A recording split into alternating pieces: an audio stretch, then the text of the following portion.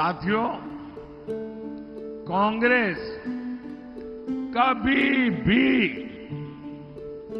विकास की बात नहीं कर सकती। कांग्रेस केवल हिंदू मुसलमान करना जानती है।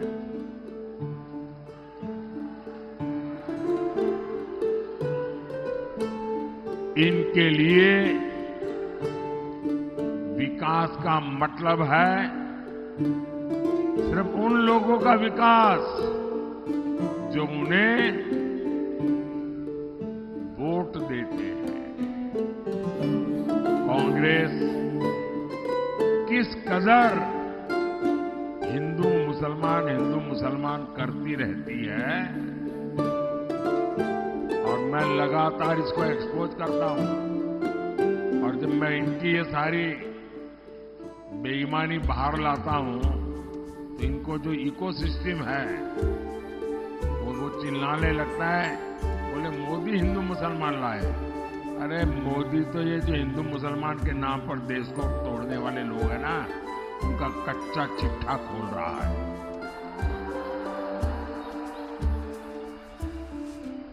मैं इसका एक उदाहरण देना चाहता हूं और यह उदाहरण इतिहास में दर्ज है। मैं कांग्रेस को चुनौती देता हूं, अगर हिम्मत है कांग्रेस में तो मेरी इस बात का देश को जरा जवाब दे। नहीं देंगे वो। इनकी तो हालत ऐसी है। मुझे बताइए, आपके घर में आपको कभी आपके माता पिता, अगर आपने दादा, उन सबको देखा हो तो उनको याद करने के लिए क्या आपको एल्बम खोलना पड़ता है क्या? अपने माता पिता को याद करो, एल्बम खोलो तब याद आते हैं क्या? इनकी तो हालत ये है कि अपने माता पिता को याद करने के लिए एल्बम खोल के देखना पड़ता। अच्छा, ये है, ये जिनकी स्थिति है। भाइयों बहनों, कांग्रेस अपनी सरकार के समय खुले आम कहती थी कि देश के संसाधनों पर पहला अधिकार मुसलमानों का है। और ये डॉक्टर मनमोहन सिंह जी ने कहा, उस मीटिंग में मैं मौजूद था और मैंने इसका विरोध किया था। अब मुझे बताइए, ये कहते थे कि नहीं कहते थे? कहते थे कि नहीं कहते थे? अब कांग्रेस वाले कितने ही चू-चू करते रहे, सब अवेलेबल है। हालत ये थी कि कांग्रेस और उसके साथी दलों ने क्या किया, जो डेवलपमेंट का बजट होता है उस बजट में भी दरार कर दी,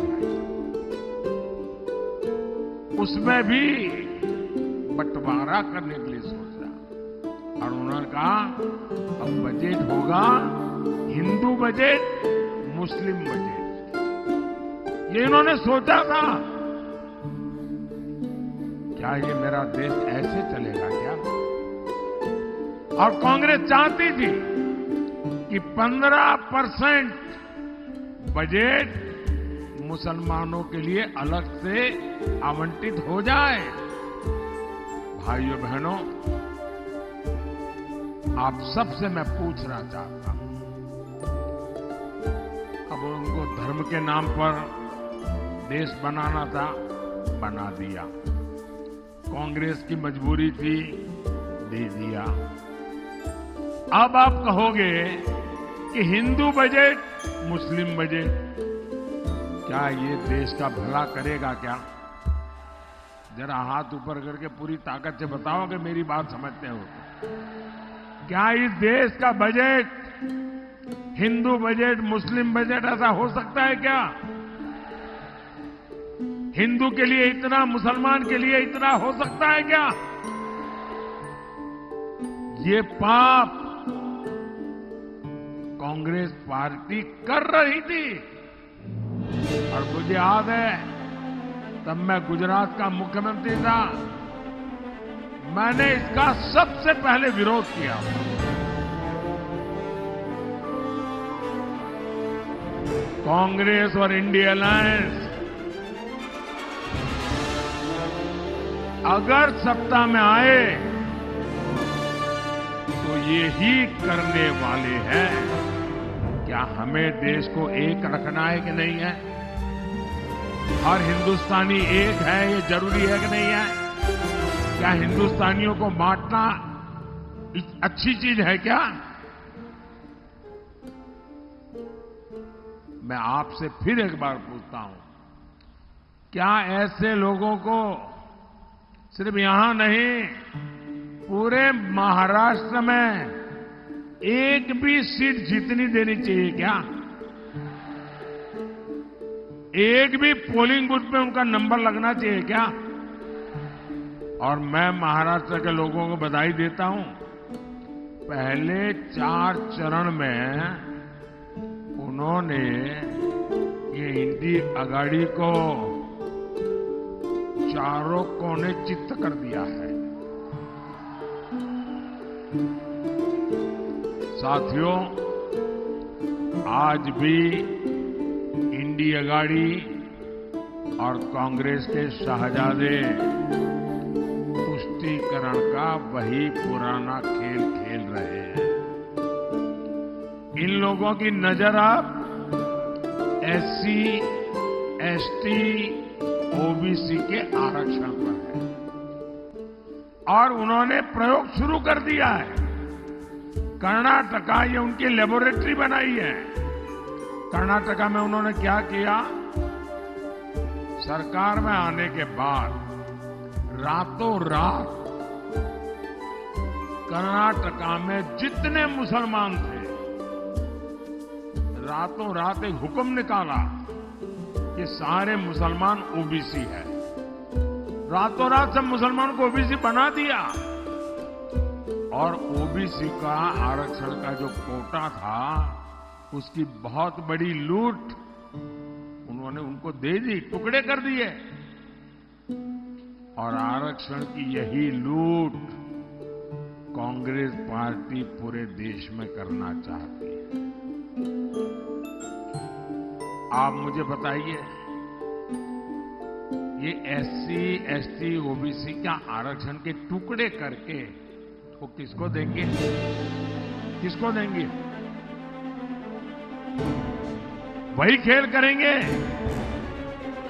तो मुसलमान वोट देता है, मुसलमान को दो।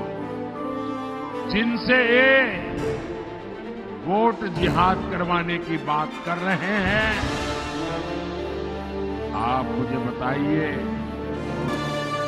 आपने महाराष्ट्र में इंडी अगाड़ी में एक भी व्यक्ति ने, एक भी नेता ने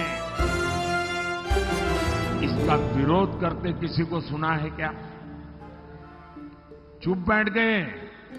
और मोदी सब जगह पे बोलता है तो कहते हैं मोदी हिंदू मुसलमान कर रहा है। मोदी हिंदू मुसलमान नहीं कर रहा है, मोदी उनके हिंदू मुसलमान का जो खेल है देश की जनता के सामने उसको खुला कर रहा है।